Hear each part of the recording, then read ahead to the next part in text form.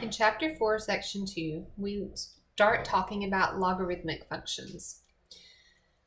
Remember that every one-to-one function has an inverse that is also a function. Well, that leads us to ask, what is a one-to-one function? Well, for a one-to-one function, each x value, or each member of the domain, is assigned to a unique y value, or member of the range. And that unique y value, that word unique, is important for our one-to-one function. For a general function, each x value is assigned one y value, but the y values could be repeated. For a one-to-one function, each x value is assigned a unique y value. Our one-to-one function will pass both the horizontal and vertical line tests.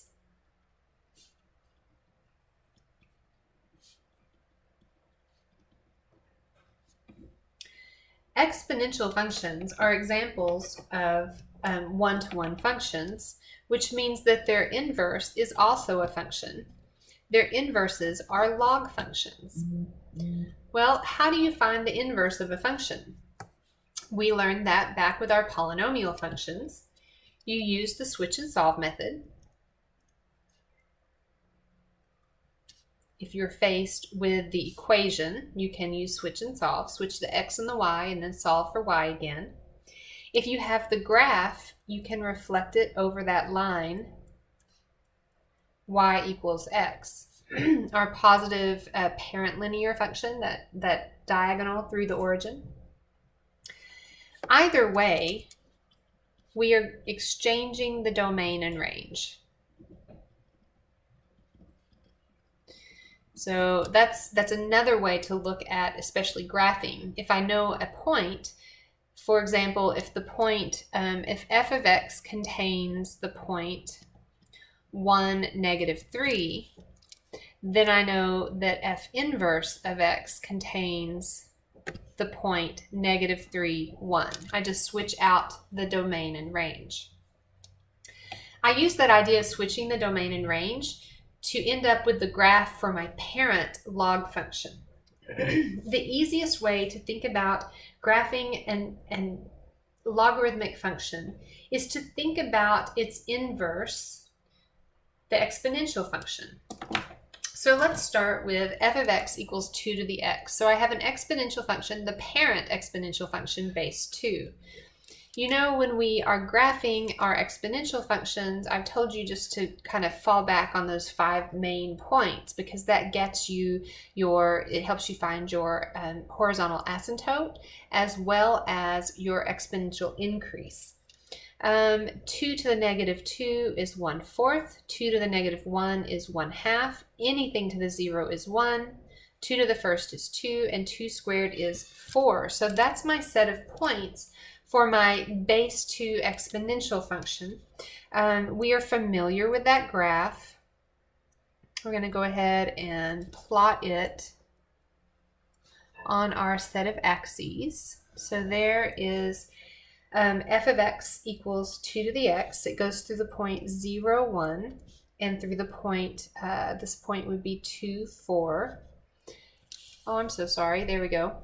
I know it has a horizontal asymptote at y equals 0.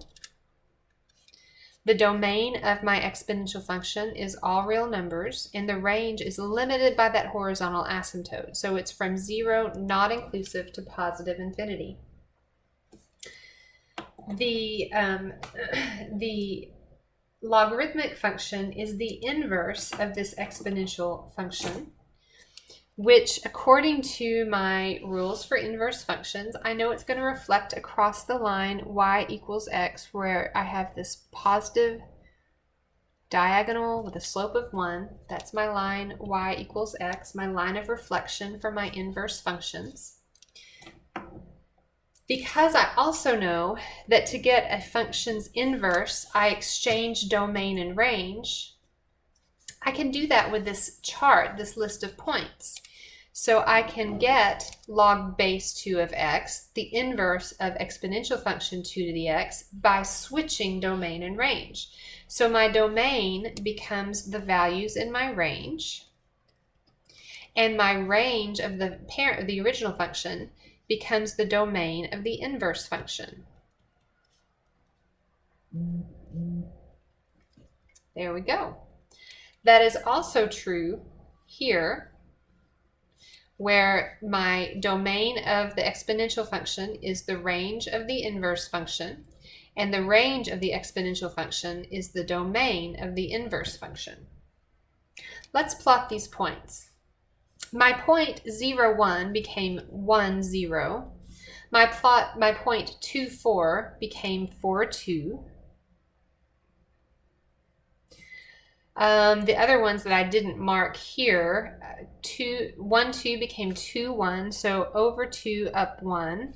And then 1/4 is at -2, 1/2 is at -1. Instead of a horizontal asymptote, my inverse function, the logarithmic function, has a vertical asymptote. The equation for horizontal asymptote is y equals. The equation for a vertical asymptote is x equals. That limits my domain,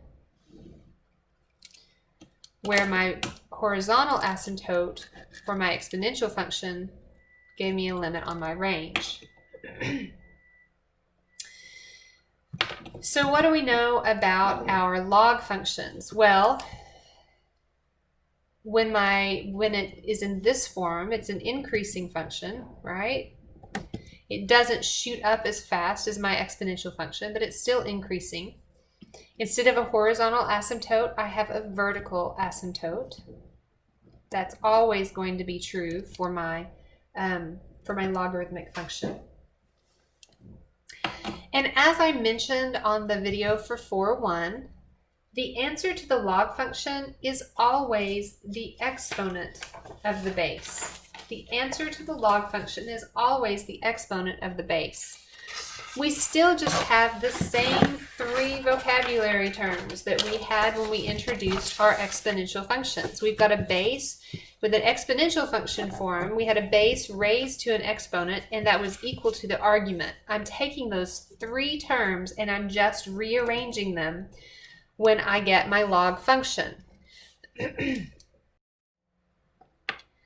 My definition of log function is right here.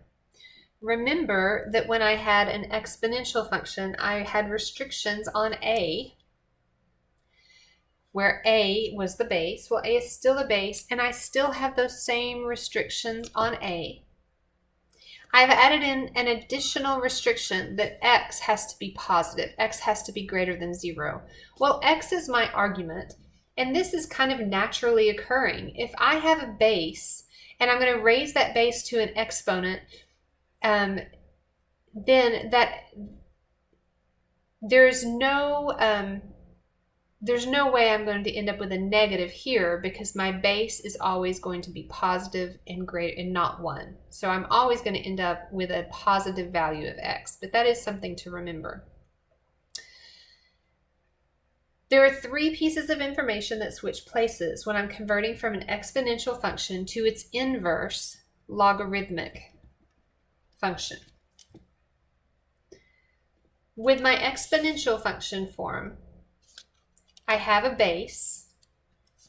Let's say that base is 2. Well, over here, that base is the base part. It goes down low in my log form.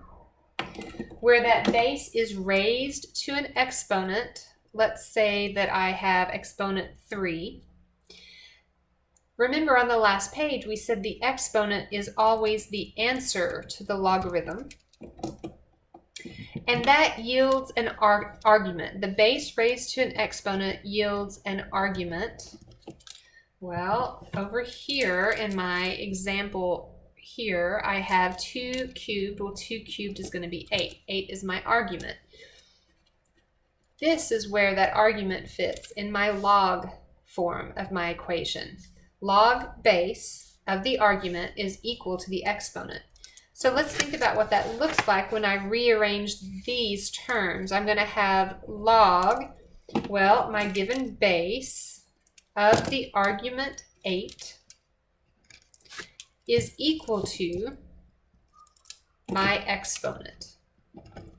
So I'm asking myself, when I have a log equation, I'm asking myself the question, for example here, what is the exponent of 2 that would give me 8? Because 2 is my base, my argument is 8. What is the exponent of 2 that gives me 8? Well, that exponent would be 3. The answer to the logarithm is always the exponent. If I have it in log form, the answer to the logarithm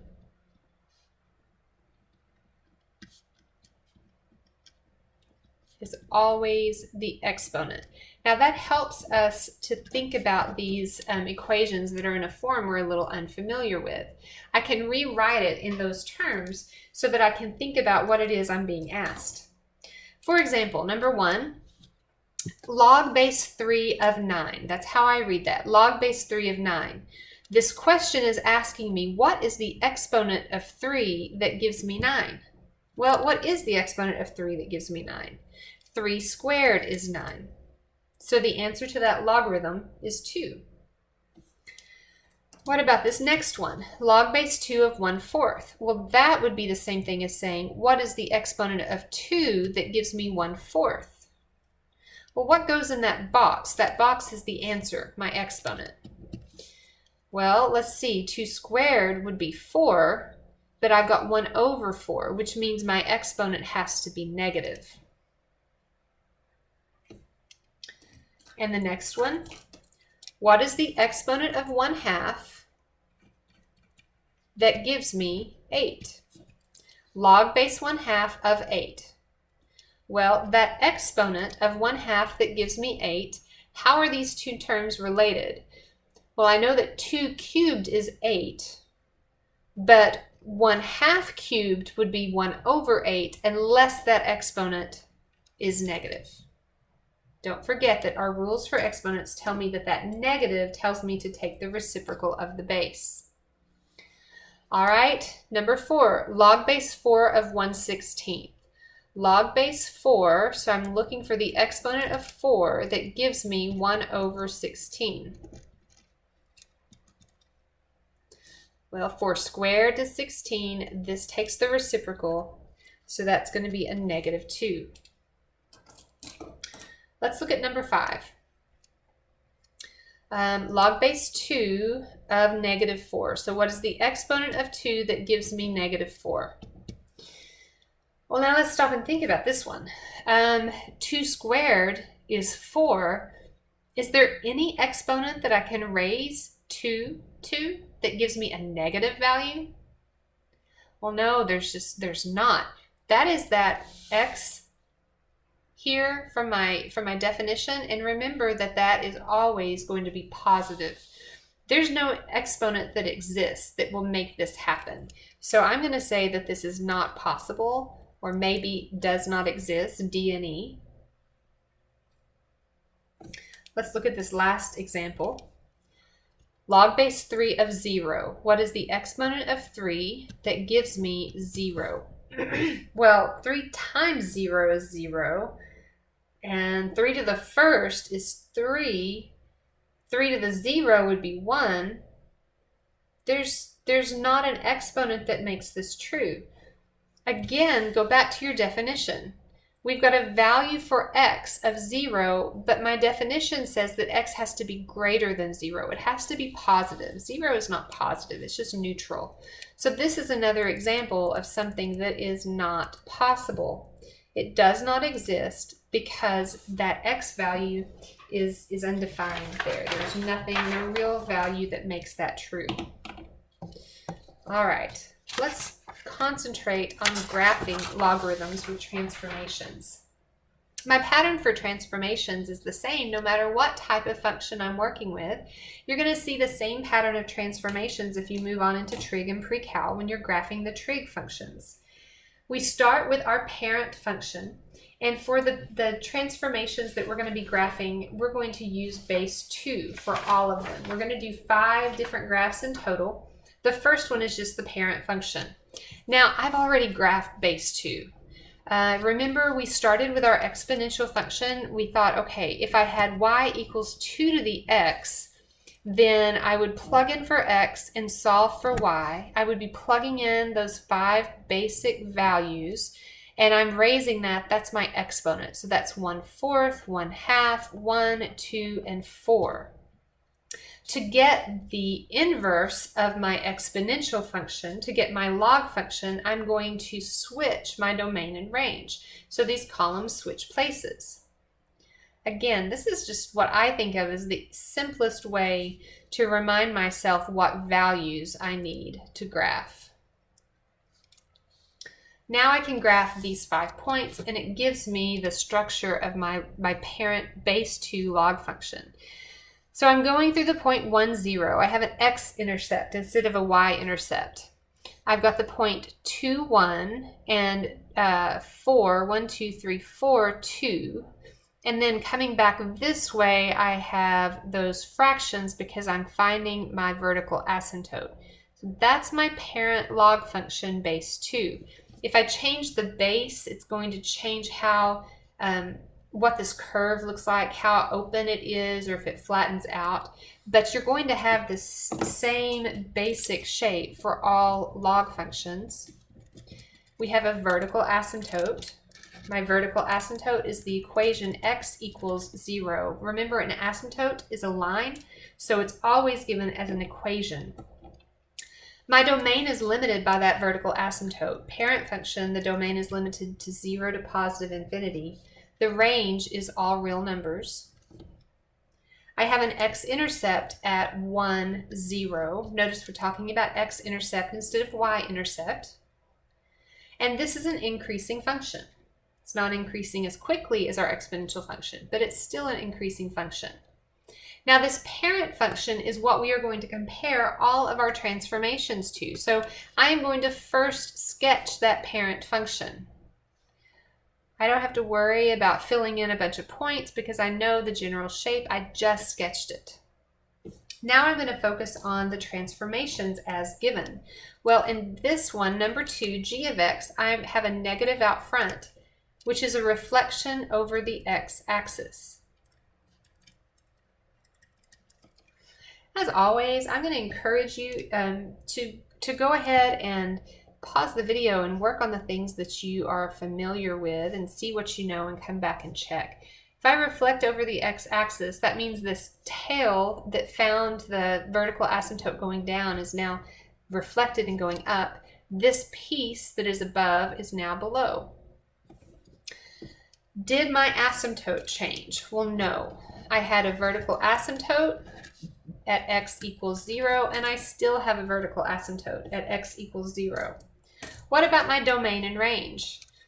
Well, my domain was from 0 to infinity. It's still from 0 to infinity. And my range, all real numbers, is always all real numbers. My x-intercept didn't move either. What about the direction? Well, yes, as I move from left to right, my function is now a decreasing function instead of an increasing function. Okay, so let's look at this next page. We have 3 more transformation graphs that we're asked to do. They are all built off of the same parent function. So the very first thing I'm going to do is go in and I'm going to sketch that parent function f of x equals 2 to the, or log base 2 of x. Because that's what I'm going to compare each of these transformations to. So I've got my parent function sketched in. What else is going to be constant for all of these problems? Well, a log function is always going to have a vertical asymptote. I don't know where that will fall yet to see. That's going to depend on if I have been given a horizontal shift left or right, whether that vertical asymptote stays at x equals 0 or not. It's always going to be x equals something because it's a vertical asymptote. What else is going to stay consistent no matter what transformations we do? Well, for my log function, range is all real numbers, and that stays consistent. All real numbers stays all real numbers no matter what. The other things, I have to complete the graph, look at the transformations to be sure what happens. For the first graph, my transformation is this negative inside the parentheses attached to the x. When the negative was out front, it reflected across the x-axis. This negative inside the function being that's attached to the x is a reflection over the y-axis. So instead of being on this side of my vertical, my y-axis, I flipped back the other way. This point 1, 0 becomes negative 1, 0, and it's like a reflection in the mirror of that y-axis. So what has changed? Well, the vertical asymptote has not moved because I don't have a horizontal shift. My domain has definitely changed.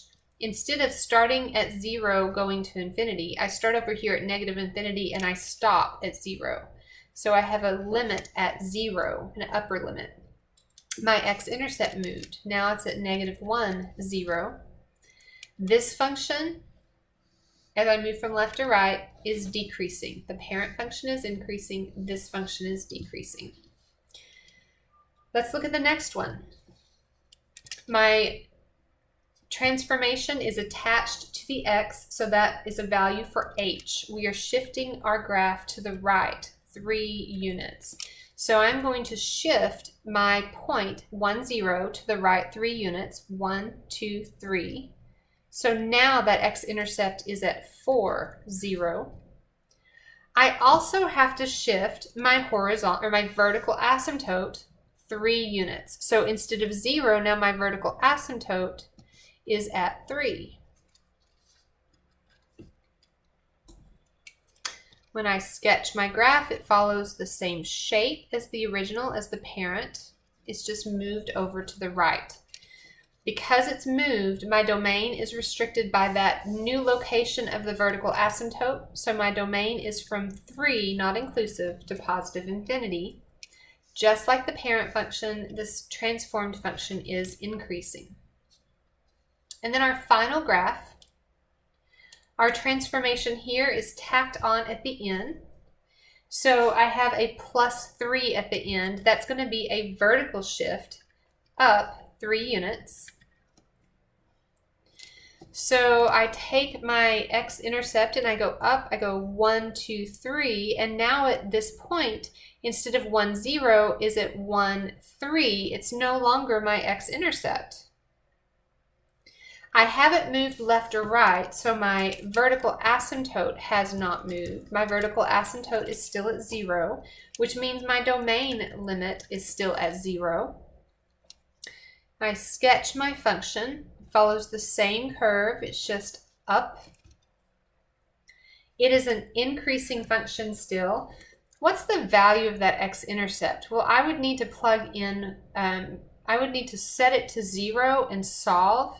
We're not going to worry about that right now. I can tell that this is going to be a fraction. This, whatever it was down here at negative 3, it will be here now. Again, I'm not going to focus on that for you when you're finding those fractions. Have a note down here. This note is for my lecture classes. You do not have a concept and vocabulary check. Okay. Let's look at the next page.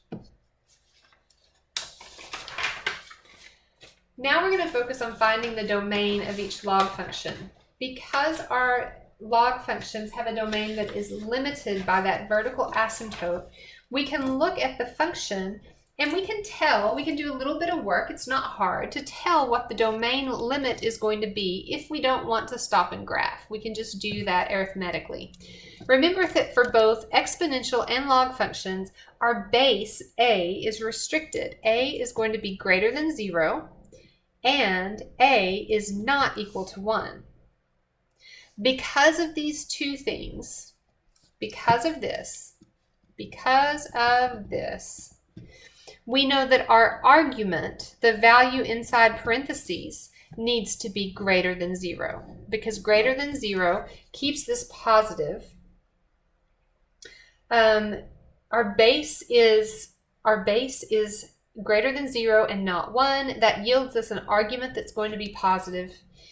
So we can take that argument, that value inside parentheses, and set it greater than 0. And that's going to tell us what our domain is when I solve that inequality. Well, let's solve this one. If I move 2 over, I get negative x greater than negative 2. Now, I don't want to solve for negative x. I want to solve for x, which means I need to divide both sides by the negative. And when I do that, when I divide both sides of an inequality by a negative, it reverses the inequality symbol. Take the extra 30 seconds or a minute and work out this inequality just to make sure you don't have your domain moving in the wrong direction. My limit is at 2, and I'm interested in the x values less than 2. So my domain for this log function is from negative infinity up to 2. I see students all the time that they just see that 2 and they end up giving me a domain of 2 to positive infinity because that's what they expect. Don't take the second to go ahead and work that out, and they lose points because of it. So let's look at the next one, g of x. We want to figure out the limit on our domain. So we take our argument, or our expression inside, we take our argument and we set it greater than 0. What's going to keep that argument positive? Well, this time I just moved that 5 over and I have x greater than 5. So that's moving the direction I expect it to for a domain of 5 to positive infinity. Again, does not take long to set that inequality up and simplify, and it will save you points. H of x, log base 7 of x plus 2. My domain is determined by the values that keep this argument greater than 0, that keep the argument positive. So when I move that 2 over, I see that I have a limit of negative 2. So I set up my number line with a boundary at negative 2. I want values greater than that. So my domain would be from negative 2 to positive infinity. By thinking about transformations or pattern of transformations, this one's a little tough because this is not the way we typically see this set up. That's why it's a reflection and it takes us back the other direction. But from this, if you remember, we start with x minus h. This is a positive 5. X minus h, this would give me a negative 2. So this would shift my vertical asymptote 2 to the left. This shifts it 5 to the right. And this I would have to think about rearranging as negative x plus h. So I have that reflection over the y-axis, and then I have plus 2. Then I have a shift to the right of 2. Okay. So to find my domain of the log function, I set my inequality at whatever that argument is greater than 0. Argument greater than 0. That's what I need to solve. There isn't an any base logarithm button on your calculator. What if I'm asked to solve logarithms? Well, if it's just base 3, base 4, base 7, I don't have a any base input button on the calculator. I can't do that. But I can simply and easily evaluate logarithms in 2 special bases. I have common logs and I have natural logs that I have buttons for on my calculator. Common log is what we call base 10, and the button on my calculator is log. Natural log is base e, that irrational constant e, and the button on my calculator is ln for natural log. Now when you look at your calculator, you can see your log buttons right here. Common log is base 10, and I remember that because the second function up above it is 10 to the x. Natural log is base e, and I can remember that because the second function button above it is e to the x. Now, I told you how to use your calculator, but these next few questions I want you to do without your calculator. It says to simplify each common log. So what is common log based in? Well, common log is base 10 without using your calculator because you know how to do exponents on 10. I've got log log of 1000. Notice that it does not have a base written down here. When it is log with no base written, you know it's common log, which is base 10. So the question I'm asking is, what is the exponent on 10 that gives me 1000? Well, exponents with 10 are easy. You count your zeros. For 1,000, I have 3 zeros, which means 1,000 is equal to 10 cubed, and the answer to my logarithm is the exponent. So let's take a look at the next one. For the next one, I have log of 100,000, no base written, log log. That means it's a common log base 10. So this is asking me what is the exponent on 10 that gives me 100,000. And again, my exponent on 10 is going to be equal to the number of zeros I have. So 10 to the 5th is equal to 100,000. All right, let's think about this last one here. Still common log because it's log log no base. So it's still base 10, and I'm looking for an exponent this time that gives me tenths, hundredths, 1,000th. 1,000th is the same thing as 1 over 1,000. Still has 3 zeros, but it's a decimal. It's in the denominator, so that exponent is going to be negative. Okay, natural log. You can't do natural logs in your head. Natural log is base e, and remember that e is my irrational constant.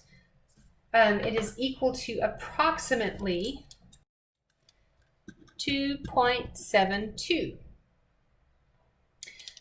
Simplify each natural log using your calculator. Round to 3 decimal places if needed. So it gives us a rule for rounding for these problems. Watch your rules for rounding on my math lab.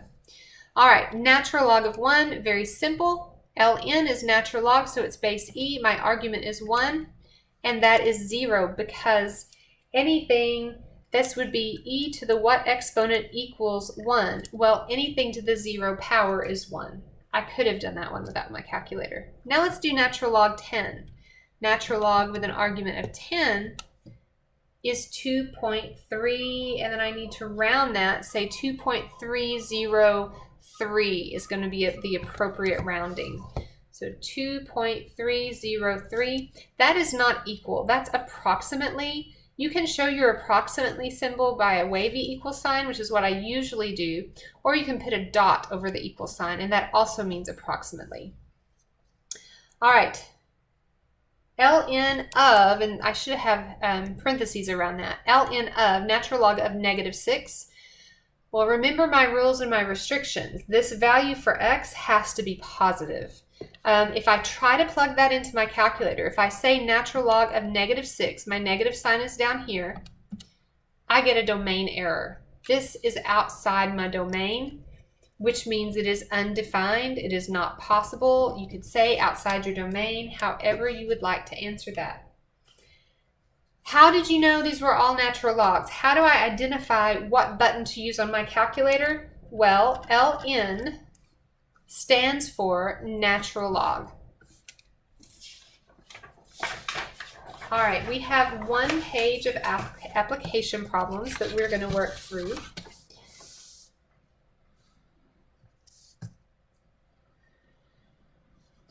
Calculator math. Application problems are calculator math heavy. We are just seeing how we can use our calculator to plug and chug and get these results. Remember that we said that a lot of natural growth and natural patterns follow our natural log or our common log base. Studies show that the percent of adult height attained by a boy who is X years old can be modeled by this given log function. Now what that means is if my son is 5 years old, I can plug it in and figure out what percentage of his adult height he has already obtained. Is he 50% as tall as he's going to be? Is he 70% as tall as he's going to be? What percentage of his adult height has he reached already at X years old? So that's how I'm going to figure out what to plug in for X. My first question asks, what percent of his adult height has a boy obtained if he is 10 years old? So I'm going to use my formula for f of 10. 29 plus 48.8 times log of 10 plus 1, which is 11, right? So log has no base written. It's log, which means I'm in common log. That's the button I'm going to use on my calculator. I have to follow order of operations. That means I'm going to start here with this log of 11, and then I'm going to multiply that times 48.8. The very last thing I'm going to do is add in the 29. So let's look at this. We're going to round to 1 decimal place as necessary. So let's look at this. Clear everything.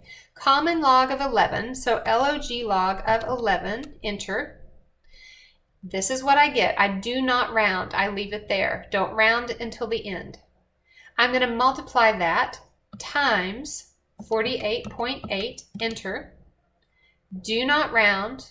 Add 29 plus 29, enter. Now I'm going to round to 1 decimal place. So at 10 years of age, a boy has obtained approximately 79.8% of his adult height. What if Juan is 72 inches tall? Well, if he's 72 inches tall right now, how tall is that? If I change that to feet, 72 inches is the same thing as 6 feet tall. If he's 72 inches tall now, how tall was he when he was 10? Well, if he was 10, he had obtained 79.8% of this adult height. So we're going to find 79.8% of our 72 inches. The way I calculate that is to change my percent to a decimal. 0.798 times, of means times, 72 inches. And that means that when he was 10 years old, if he's 6 foot now as an adult, when he was 10 years old, he was about 57.5 inches tall. All right, we have another question about Zane. I'm going to pause the video. I'm going to plug this in. You're going to be finding, well, you know what? I'm not even going to do that. I'm just going to give you the answer, and I want you to see if you can find the result. You're going to find f of 15 for this problem that we have been using, and you should get, and I'm going to change that to approximately, you should get approximately 78.8% of his height. Well, if Zane is an adult and he is now 68 inches tall, how many feet in inches would that be? Well, 72 inches is 6 foot. If I do 68 divided by 12, I get 5 feet with 8 inches left over. So Zane is 5'8" now as an adult. How tall was he when he was 15? That means I'm going to use that result. Make sure you check and know how to get this result. And find 87.8% of 68 inches. You should get the result 59.7 inches. That's how tall Zane was when he was 15. Now we have another application problem here with girls. Notice that their values that they are adding and multiplying by are different, as well as our argument. Instead of being x plus 1, it is now x minus 4. We're going to end the video here. If you're in one of my classes that meets in BBCU, we will go over this there. If you're not and you have questions and want to know if you worked this out correctly, shoot me an email and we will meet and I will check it for you.